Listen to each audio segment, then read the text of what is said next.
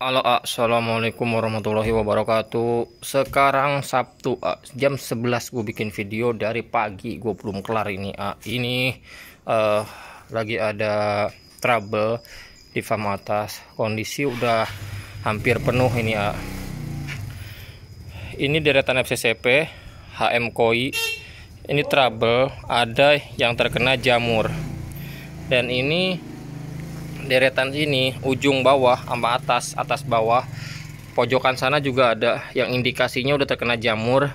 Nah, yang itu bak itu ada burayaknya semua sama yang styrofoam ini. Jadi ini lagi belum bisa nata tempat karena yang ini akan kita bongkar. Jadi yang terpal ini akan kita bongkar. Gue udah nggak pakai terpal lagi karena memang kalau misalnya gue takutnya nggak ngebreed terus kok dalam keadaan kering takutnya bocor lagi. Jadi nanti gue akan pakai box kayak semacam bak fiber, tapi dia dari seperti box tahu. Jadi gue udah mesen 50 piece yang ukurannya 1 meter kali 50 kali 30, itu udah cukup. Jadi gue udah dapat channelnya, alhamdulillah. Nah, ini tinggal dibongkar. Nah, ini dibongkar akan dipasang ke sini. Jadi yang ini rencananya untuk ternak ikan konsumsi. Jadi akan dipakai di sini ada 4 kolam, 1 2 3 4. Nah, nanti ini akan ditingkat lagi. Jadi ini akan ditambah lagi pakai rangka ini. Nanti ini kosong, nanti akan dibuat khusus ikan cupang. Jadi biar space-nya makin banyak lagi. Nah, ini gue dari pagi nyipon pinggang sampai ngeletak udah kayak ranting dipatahin. Ini udah kita sifon. Jadi ini terkena jamur. Jadi buat kalian sekarang itu bisa dibilang peralihan cuaca. Jadi memang hampir setiap tahun, hampir setiap akhir mau ke akhir tahun itu pasti peralihan cuaca itu cupang itu rentan banget terkena jamur. Dan indikasinya itu di badannya itu nempel putih-putih dan bercak-bercak. Gua akan kasih lihat buat kalian. Jadi kalau misalnya kalian ada burayak cupang pas lagi peralihan cuaca kayak gini, sangat diwajibkan itu pakai garam ya. Garam itu sangat wajib yang sekarang. Nah, karena ini peralihan cuaca. Jadi bisa aja kondisinya ini tadi siang panas. Ini panas nih. Nanti ini sore bisa langsung mendung tiba-tiba hujan. Nah, ini yang di sifon sampai mau habis ini udah terkena indikasi jamur 50% ya. Jadi 50%. Nah, ini juga sama ada 1 2. Jadi ada hampir 6 bak ya. Ini nggak selamat nih. Ini enggak selamat. Jadi kalau misalnya kalian lihat, ini udah pada mati ya. Ini udah banyak yang mati tuh. Ini udah banyak mati. Jadi gua akan kasih lihat buat kalian tuh. Ini udah pada mati tuh. Ini udah pada mati, udah pada ngambang.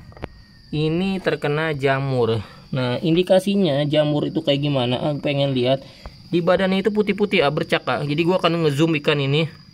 Nah, bisa kalian lihat ya nih.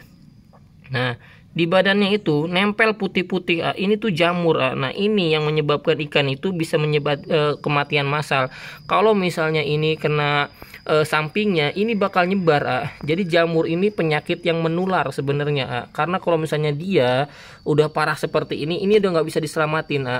Jadi lebih baik kita buang. Kalau misalnya kita selamatin, takutnya ini nanti kena yang lain bisa nyebar. Nah, kalau misalnya kalian nggak percaya nyebarnya kayak gimana, ini 1 2 3. Ini kena juga yang di sampingnya. Ini udah gue sifon juga. Ini udah gue sifon tuh. Ini udah gue sifon. Ini baru 20% terkena indikasi jamurnya. Tapi udah bismillah aja bisa gue selamatin. Ini udah ada bercak-bercak di badannya tapi nggak parah. Tapi ini udah ada indikasinya terkena dari sini. Jadi jamur itu kalau misalnya di samping kalau misalnya kita nggak buru-buru antisipasi ataupun pengobatan, dia bisa menyebabkan kematian massal seperti ini dan juga bisa menyebabkan menularnya ke yang lain.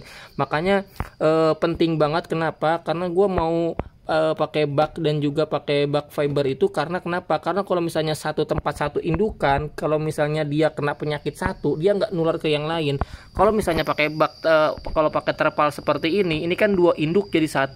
Kalau misalnya 2 induk jadi 1, yang ini kena, dia bisa kena semua 2 induk itu. Tapi ini 1 induk, jadi yang satunya itu nggak kena. Jadi kita lebih antisipasi aja seperti itu.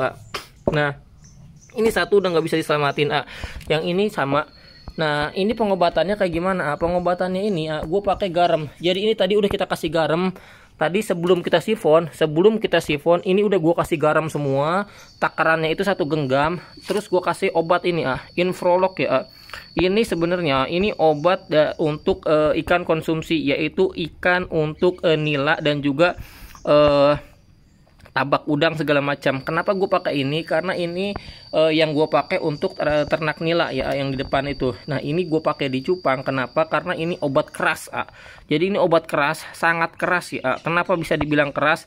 Kalau misalnya kalian lihat ini pengobatannya aja 1-2 mili untuk per meter kubik air. Nah per meter kubik air itu 1000 liter, untuk 2 mili aja 1000 liter. Jadi ini bisa dibilang obat sangat keras. Nah kenapa ini gue pakai? Jadi ini semoga aja bisa jadi jalan ikhtiar untuk ikan cupang ini bisa sehat kembali dan juga jamurnya itu rontok. Nah ini udah gue sifon dan ini akan langsung gue kasih garam.